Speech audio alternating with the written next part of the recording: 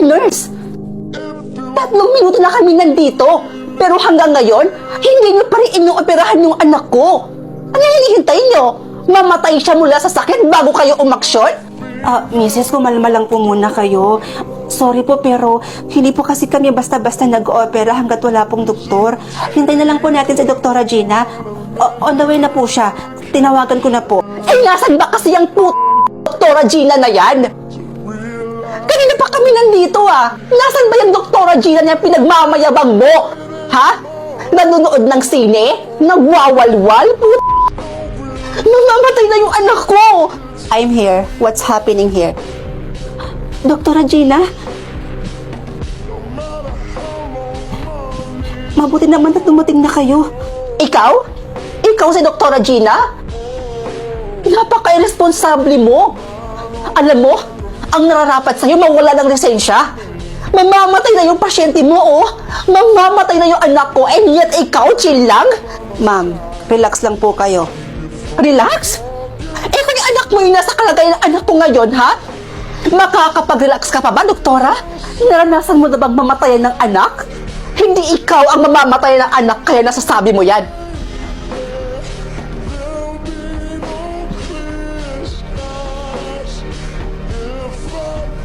Doktor, excuse me po. Urgent. Operation for chest kabilang nervous room. Anak ko. Kaya kong sirain ang pangalan mo kung sakaling may mangyaring masama sa anak ko. Mrs., hindi ako Diyos at hindi ko rin hawak ang buhay ng anak nyo. Pero bilang doktor, gagawin ko lahat ng makakaya ko, mailigtas ko lang siya. Excuse me po. Doktora, alam ko naman po na magaling po kayong doktor. Pero sa kasong to, mukhang malabo na yata siyang mailigtas. Magtiwala ka lang, Nurse Bea. Gagawin natin ang lahat ng makakaya natin. Prepare all apparatus, please, and always check the heartbeat.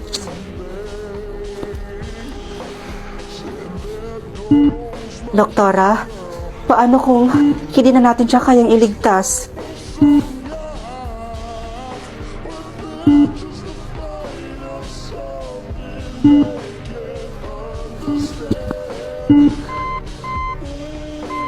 Clear. Doktora, wala na po talaga eh.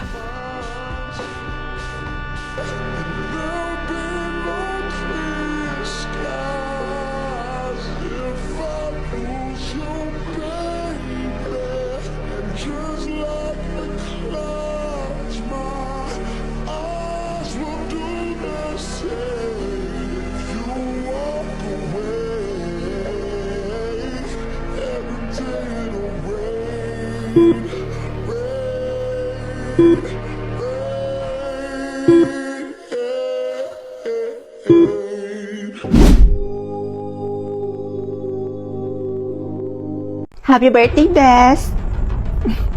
Thank you, Bes! Oh, ready ka na ba sa magiging task mo? Oo naman! Uy, alam mo, Bes, Gina, ang dali lang ng task niya. Kaya ayun, natapos niya kaagad. At ang yaman-yaman na niya ngayon. Hala talaga? Hala, sana all naman. Sana sa akin madali lang din, no? Anak, pakikuha nga ako ng box doon sa may basement. Sige po, pa. Anak, dito ka na lang. Ako na lang ang kukuha ng box doon sa basement.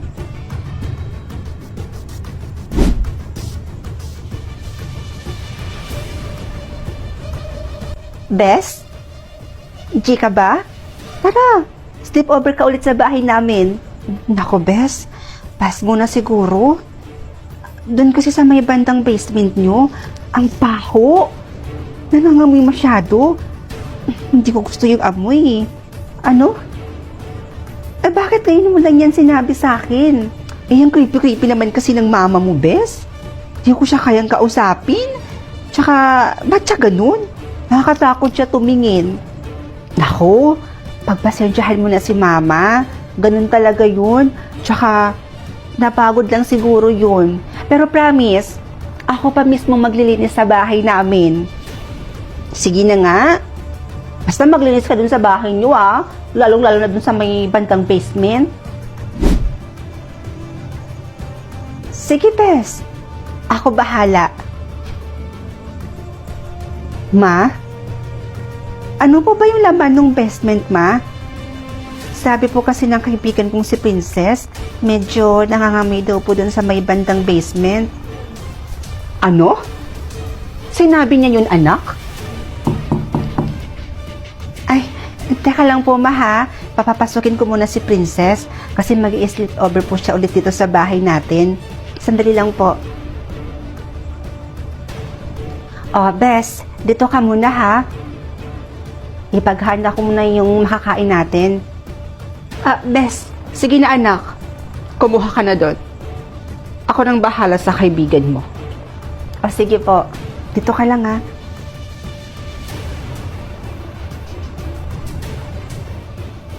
Bes, ready na yung pagkain.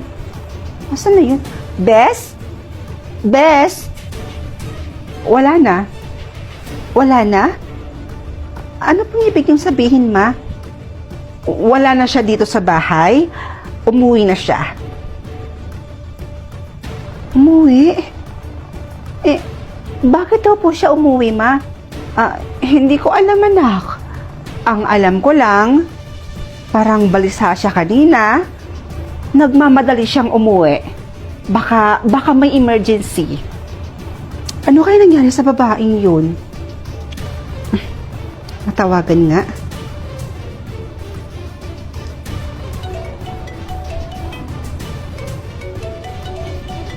Teka, cellphone niya ba yun?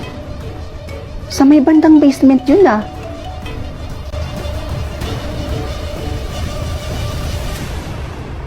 Naniniwala ka ba sa evil eye, ate? Evil eye? Alam mo kaka-cellphone mo yan. Ano ba yun? Yung may plano ka sa buhay, tapos bigla na lang hindi natutuloy? Dahil yon sa mga taong inggit na nakakapag-produce ng bad energy at nagiging dahilan para may mangyaring masama bago matuloy yung plano mo. Kaya bili ka na sa akin ng pangontra, ate. Mura lang to. Sabi ni, didiskartehan mo pa ako, ah. Aba, tropa! Amoy December yung aura mo. Saan ka punta? Pupunta kami ng Subic ngayon ng boyfriend ko. Alam mo na, anniversary kasi namin ngayon. Alam mo, ang swerte mo dyan sa boyfriend mo, no? Sana talaga kayo na talaga. Tsaka Subic, ay nako, sulitin mo dun. Ako, dito lang ako sa milk shop ko. Tingnan mo naman, ang daming customer mula kahapon. Ngayon, feeling ko dadagsa na naman. Aba, successful ang tropa, ah. Okay, sige na. Umalis ka na, bumiyahe ka na doon. Mag-ingat ka.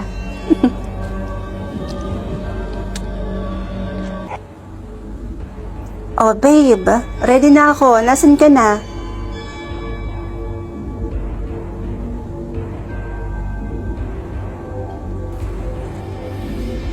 Uy, tropa, bakit ka nandito? O, hindi ka ba natuloy, ha? Hindi ka natuloy, no?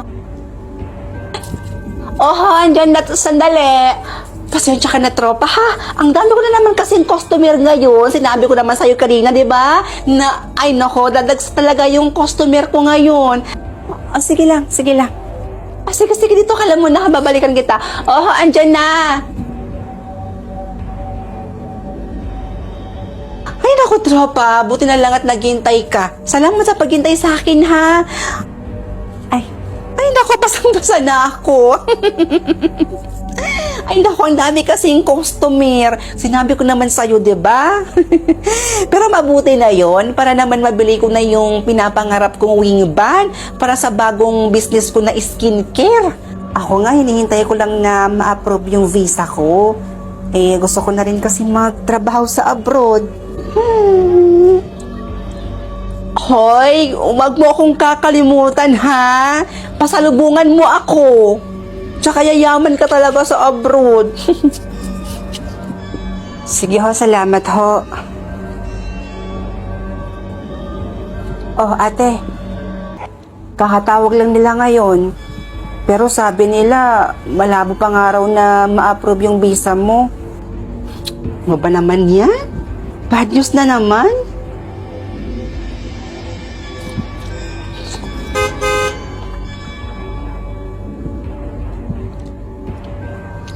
Napaka-successful talaga ng tropa mo na yan, ate, no? Tingnan mo, ang dami na nga niyang customer araw-araw. May bago na naman siyang business. Tapos, bumili pa siya ng wing van. Hay, napakaswerte talaga. Yung may plano ka sa buhay, tapos bigla na lang hindi natutuloy? Effective ba yung evil eye pangontra mo?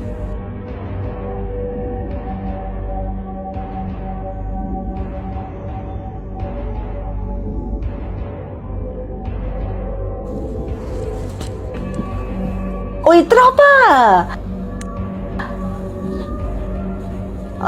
Wow ha! Mukhang tuloy na yung subik ah. Tuloy na talaga. Sige, punta na ako dyan. Ano? Ha? Paano? Paano ng looban? Sandali lang ha.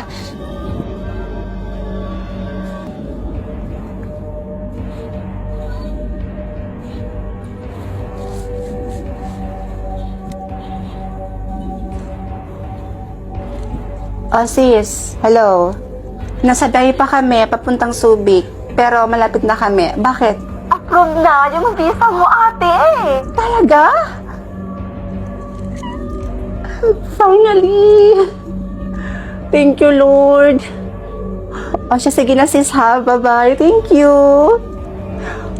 Babe, approve na yung visa ko.